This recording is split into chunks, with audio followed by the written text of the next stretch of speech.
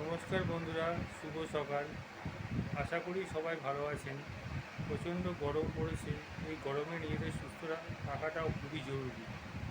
যাই হোক, আমরা অনেক সময় জীবনে অনেককে দোষ দিয়ে থাকি কিংবা তার দোষ ত্রুটি নিয়ে আলোচনা করে থাকি, কিন্তু নিজেদের একটুখানি আত্মবিশ্লেষণের প্রয়োজন আছে। সবসময় আপনি যে ঠিক হবেন সেটাও কিন্তু কোনো কথা না।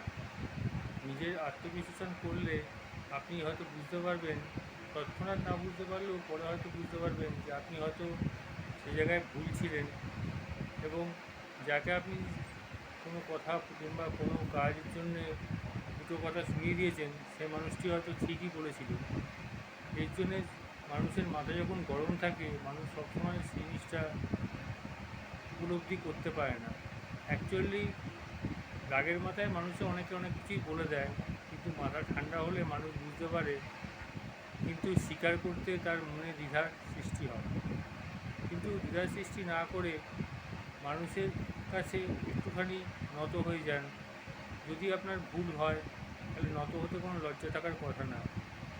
নত হলে মানুষ কখনো ছোট হয়ে যায় না, এবং যার কাছে আপনি ভুল স্বীকার করবেন সে যদি বড় মনের মানুষ হয়, সে আপনাকে নিশ্চয়ই ক্ষমা করে দেবে, এবং আপনিও তার সঙ্গে সুসম্পর্ক বজায় রেখে চলতে পারবেন। আমরা সবাই মানুষ। জীবনের কিছু কিছু ক্ষেত্রে অনেক সময় অনেক ভুল ত্রুটি হয়ে যায় বন্ধুরা, এবং সেই ভুল ত্রুটিগুলোকে শুধরে নিয়েই চলার নামই হচ্ছে জীবন। কাজেই জীবনের আত্মবিশ্লেষণ করার প্রয়োজন আছে সবার সব ক্ষেত্রেই। কাজেই আত্মবিশ্লেষণ করলে নিজেদেরও জ্ঞানের পরিধি বাড়ে এবং মানুষের সঙ্গে সম্পর্ক ভালো থাকে। এ বিষয়ে আপনাদের যদি কোনো মতামত থাকে দয়া করে কমেন্ট করবেন, এবং ভালো থাকবেন। আপনার দিন শুভ হোক। ধন্যবাদ।